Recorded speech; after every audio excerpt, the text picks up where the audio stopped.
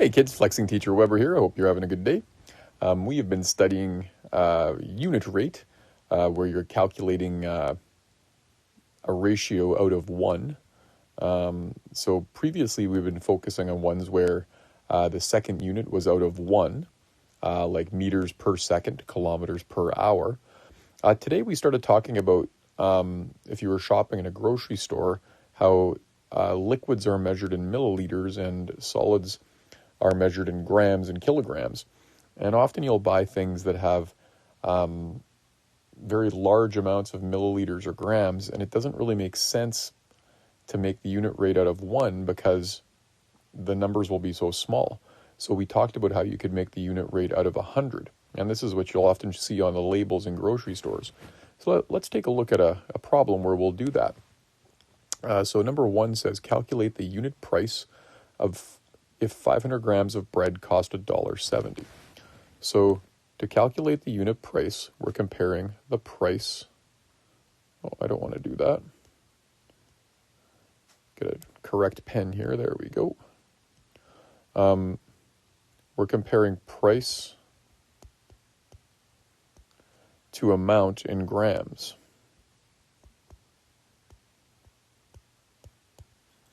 Okay, and in this particular situation, it's costing us $1.70 for 500 grams of bread. And typically, we would want to calculate a unit rate to figure out the cost of 1 gram of bread. And so X would be our cost. We would say let X equal the money. Except 1 gram of bread is like a crouton. So it's going to cost us very small amount of money. Let's just see what actually happens here. To go from 500 to 1, you would divide by 500. You would do the same thing to the top. And $1.70 divide by 500. X is equal to 0 and 34 ten-thousandths. Now, when we're talking about money, money is 2 decimal spots. So that would mean this bread would cost 0 cents. It would be free, according to these numbers, right? Well, that doesn't really give us an accurate representation of what the unit price will be. So what we'll do is we'll calculate this per 100. So to get this for 100, since we know the unit price for 1, to get it for 100, we multiply by 100. The 2 zeros cause the decimal to move 2 spots to the right. And that will give us an amount of 34 cents. 34 cents per 100 grams. And that's a more reasonable understanding of unit price. So 34 cents per 100 grams. That's what the bread costs. Now, why would we want to know this? Well, we'll often do things like this to make comparisons of the best price when we're talking about items that aren't the same size. Let's take a look at an example of that. So we'll call this best buy. What's the best buy of a couple of items? So question 2 says a 250 gram jar of jam costs $2.90 and a 450 gram jar of jam costs $5.40. We'll find the unit price per 100 grams for each and determine the better buy. So what I'll do here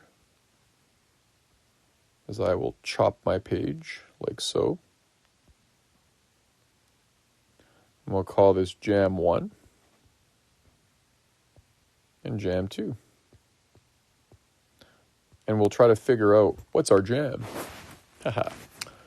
So in this particular situation, we're comparing price to the amount of jam. We're finding unit price, so price will come first. Price is being compared to amount in grams again. Now, in our first jam, we're paying $2.90 for 250 grams. And we want to know the price will start off with 1 gram. It's always easier to find 1. X will be our price. So let X equal the money. Well, to go from 250 to 1, you divide by 250. And you do the same thing to the top. 2.9 divided by 250.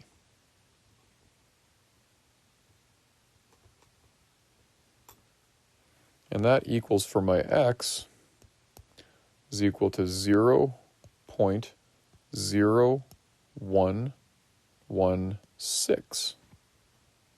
So if we were talking about this as money, money is 2 decimal spots, and we would say that 1 gram of this jam, which is like just a little finger, like the tip of your finger, 1 gram of jam would cost a penny. So that doesn't really give us an accurate representation. That's why we're going to make the unit rate out of 100 by timesing by 100. That causes this decimal to shift 1, 2. The dollar amount we get there then is $1.16. And to write that properly as a unit rate, that's per 100 grams. So that gives us a little better understanding of what that item costs. Okay, now to get jam 2, we'll do the exact same thing. So this says you'll pay $5.40 for a 450 gram jar of jam. Now we want to know the cost of 1 little gram. Let's give that a different variable because it's going to be a different amount, probably. So we'll call that y, and we'll say let y equal the money. That's what we want to find. Same thing as before. To go from 450 to 1, you divide by 450. You do the same thing to the top. So 5.4 divided by 450.